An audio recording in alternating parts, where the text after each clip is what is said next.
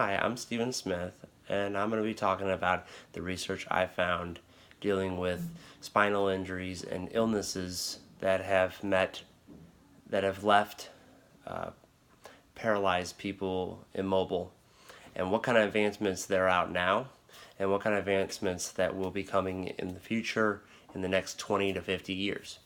So right now there are 5 specific research areas that are really dealing with uh, the act of paralysis. So the first one is prosthetics, which is technically a mechanical arm or mechanical leg. It's kind of like those running legs, if you've ever seen them on commercials or sometimes on TV shows with those who only have half a leg, and then they have that mechanical device that helps them walk and run.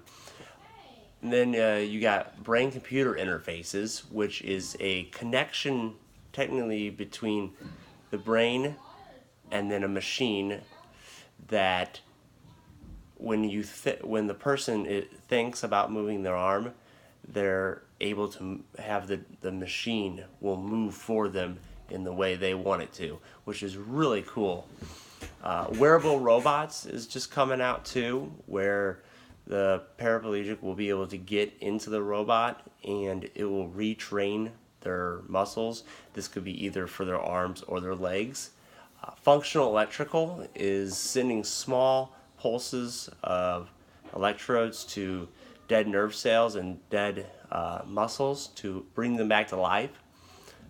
Stem cell research, which is blank cells, either from an embryo, which is a very hot debate right now because of religious views, or it could come from umbilical cords and from adults that are blank cells that you can turn into special cells, and hopefully the idea is to insert them into the spinal cord and then they will regenerate into new cells and maybe even cure paralysis.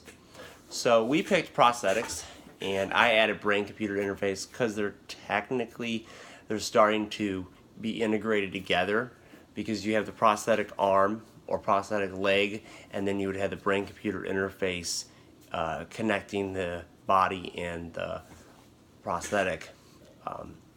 So thanks to Michael LaFleur, he got an interview with one of his friends, Stephen Bend. He has gone through a lot of issues in the last so many years after losing his arm when he was 7 years old. So just recently, it seems like, according to the interview, that he had a successful prosthetic implantation, because sometimes they get rejected. So what happened was, when he was 7 years old, he was trying to help his father and his grandfather out in the barn, and he was trying to grab a shovel behind a cow-assisted machine, and the belt grabbed his jacket and ripped his arm off.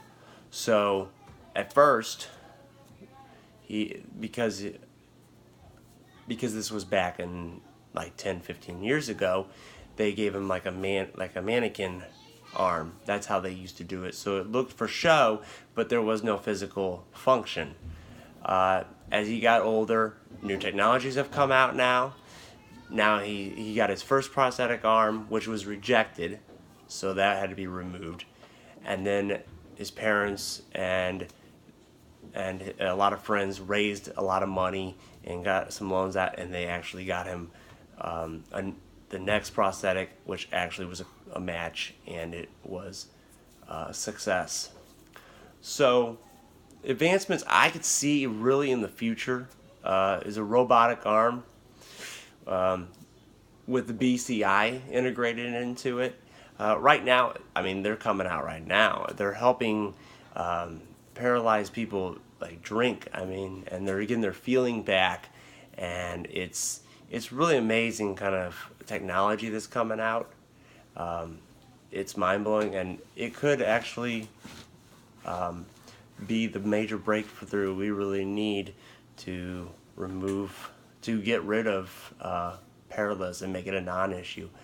Robot surgeries is a big thing coming out because of usually after the injury, there's usually trauma around that area, and that can cause severe issues in the spine or leave a person paralyzed. So flexible spine implants, that's another option. Maybe that will be to create artificial spines that we can put into our backs and be able to, have the wires go down and then into our legs or wherever, arms, and into the paralyzed area, and then we'll be able to regain function. And then stem cells, I mean, it's been researched for a long time, but I could see them becoming a major breakthrough because they are blank cells and you can grow them. And I think once we understand the technology more, I think we'll be able to grow a spine or grow the nerve endings. And I think in my opinion, paraplegic, paralysis, and all that will be a non-issue in the next 50 years. Thank you.